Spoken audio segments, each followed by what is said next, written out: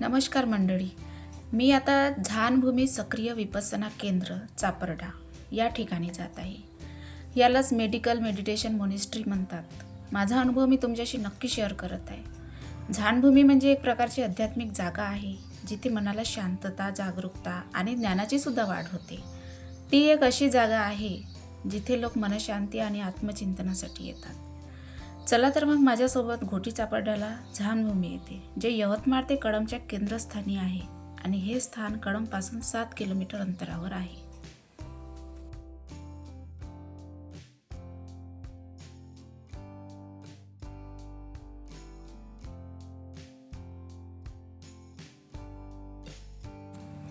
झानभूमीच्या मुख्य प्रवेशद्वाराची शैली जपानी शैलीसारखी आहे.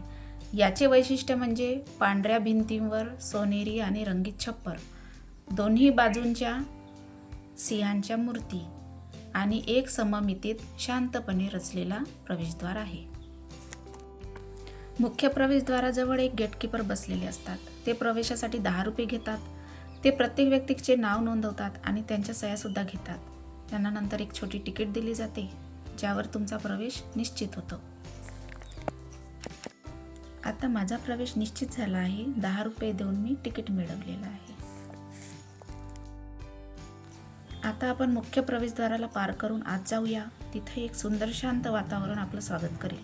आता मी माझ्या ध्यानाच्या प्रवासाला इथे सुरुवात करणार आहे.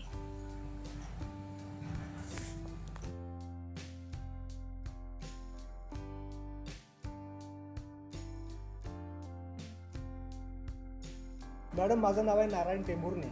मी चापर्डा गावचा रहिवासी आहे आणि चापर्डा गावातच हे झानभूमी नावाचं विपස්සना केंद्र आहे. याचं नाव आहे मेडिकल मेडिटेशन मोनेस्ट्री. याला झानभूमीच्या नावानं संबोधल्या जातात आणि ओळखल्या जातात. पण इथे दर शनिवार ते बुधवार 5-5 दिवसाचे शिबिरं राबवल्या जातात. आणि सेंटर महत्त्वाची गोष्ट म्हणलं की डॉक्टर अशोक पिंगट कांबळे, आता ते बनते भिक्षू बोधी अशोक म्हणून ते हे शिबिर चालवतात आणि या सेंटरवर तेच कार्यरत राहतात आणि ते शिबिर पण घेतात. इथे दर शनिवार ते बुधवार 5-5 दिवसाचे शिबिर राबवले जाते. त्या शिबिराचं नाव ठेवलं आहे त्यांनी MBBS कोर्स.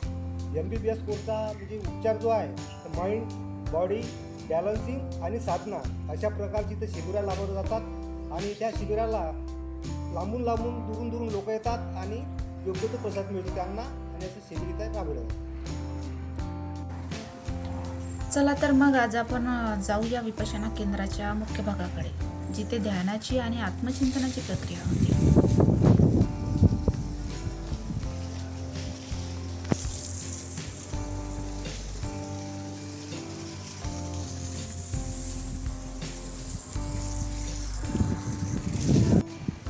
बौद्ध परंपरेमध्ये अशा स्तंभाचा वापर ध्यान आणि शांतीचा मार्ग निर्देशित करण्यासाठी होतो.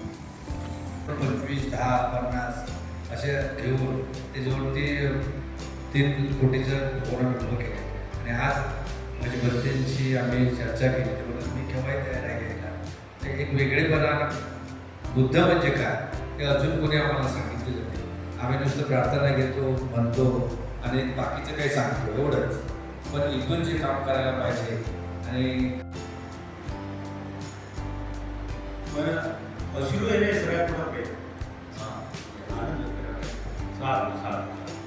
म्हणजे तुम्ही खरे बाबासाहेब प्रामाणिक माणसं तुमच्याद्वारे काम आणि आपल्याला काय करायचं आहे. आपण आज उद्या नाही, उद्याची पिढी तयार झाली का आणि हा गौरवशाली इतिहास आहे. आणि तो गौरवशाली इतिहास कसा आहे, हे ज्ञान विज्ञान तत्वज्ञान कसं आहे हायस्ट लेवलवरचं, हे जर आपण थोडासा अभ्यास केला तर आपण जाणू सांगू शकतो. आता आपण दुसऱ्या हॉलमध्ये आलो आहोत, जिथे 5 वेगवेगळ्या मूर्ती आहेत. पिवळी मूर्ती शांती, समर्पण आणि ज्ञानाचं प्रतीक देते.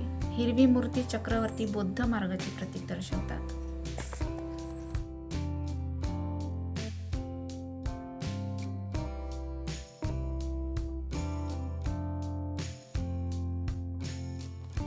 तुम्ही पाहताय ना, समोर असलेली ही मुख्य सुवर्ण बुद्ध मूर्ती आहे आणि वेगवेगळ्या रंगाच्या आणखी 4 मूर्ती आहेत, ज्या विविध मुद्रात भावनेतून शांतता, समर्पण आणि धैर्य दाखवतात.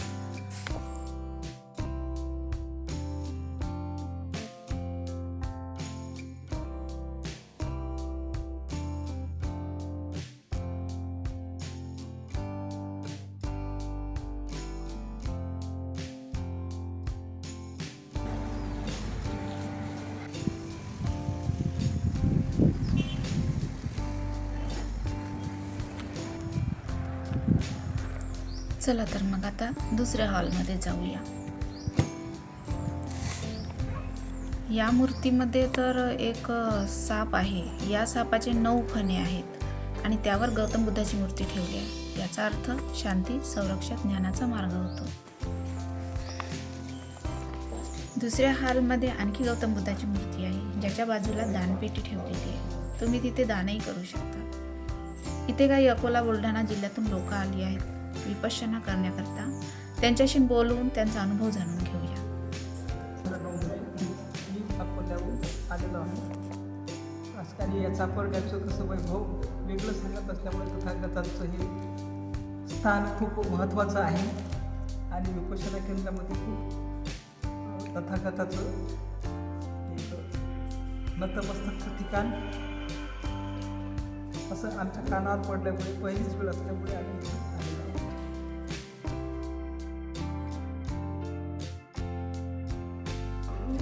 आता आपण बाहेर आलो आहोत. इथे सुद्धा गौतम बुद्धाची मूर्ती आहे.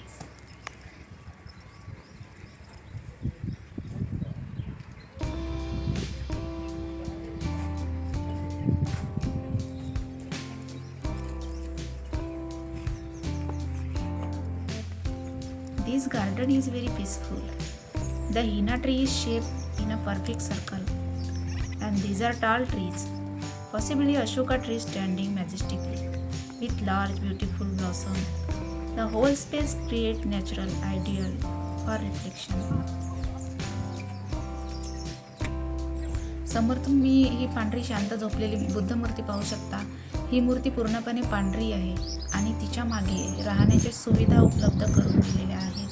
इथे विपश्यना करणाऱ्या लोकांसाठी आरामदायक खोली उपलब्ध आहे.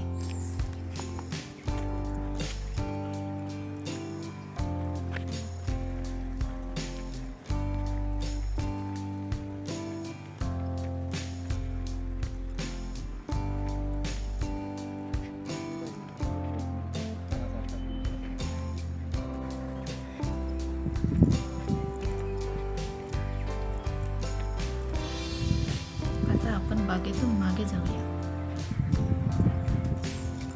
इथे सुंदर आंब्याची झाडे आहेत, ज्यावर खूप सारे आंबे लागले आहेत.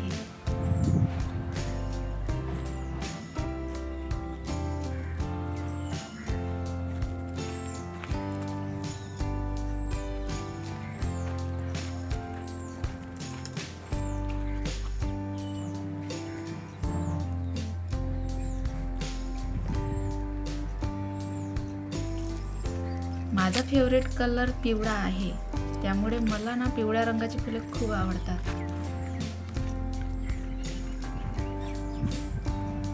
इथे पिंपळाचं झाड सुद्धा आहे.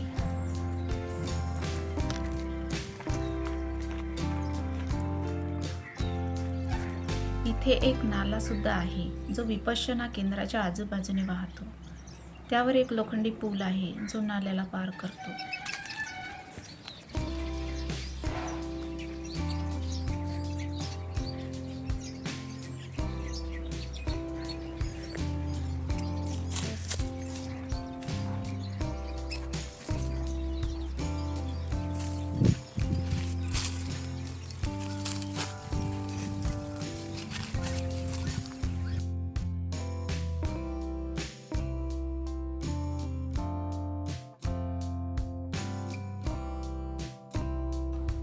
विपश्यना केंद्र हे एक मोकळ्या शांत परिसरात आहे, जिथे दसऱ्याच्या दिवशी लोक मोठ्या संख्येने येतात. आजूबाजूच्या गावातील परिसरातील लोक इथे येतात आणि एक विशेष कार्यक्रम असतो. यामध्ये भंतेजी सुद्धा दूरवरून येतात आणि सर्वांनी येऊन ध्यान, साधना आणि आध्यात्मिक शिकवणीचा अनुभव घेतात. विपश्यना करण्यासाठी इथे आलेल्या लोकांना राहण्याची सुविधा आहे.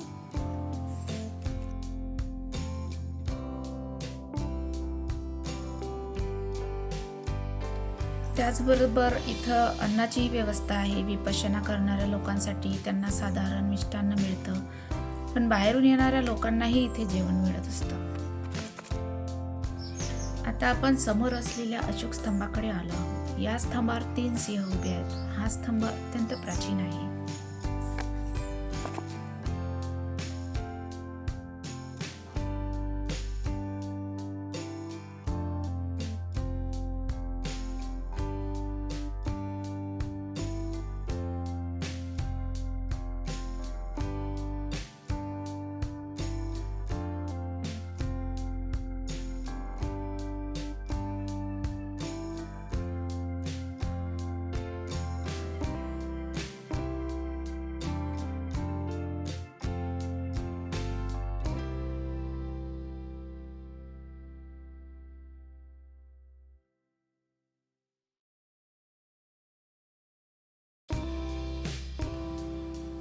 माझ्या समोर एक गोलाकार जपानी शैलीत तयार केलेला स्तंभ आहे.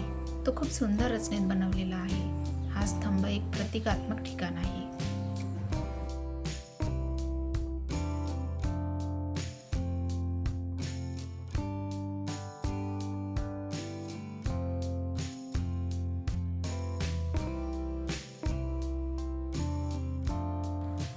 चला आता आपण थोडं रिलॅक्स होऊया, बागेत थोडं फिरूया आणि ह्या शांत सुंदर वाटणाऱ्या रस्त्यावरून जाऊया.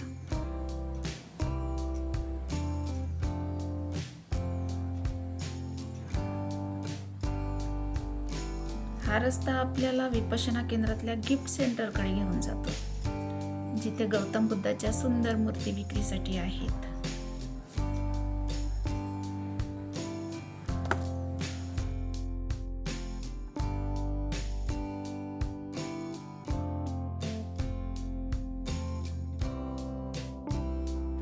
या दुकानामध्ये विविध प्रकारच्या मूर्त्या आणि स्टेशनरी मिळते, पण खास करून मूर्त्या मिळतात, कारण हे विपश्यना केंद्र असल्याने ही मूर्तीची खूप मोठी निवड आहे.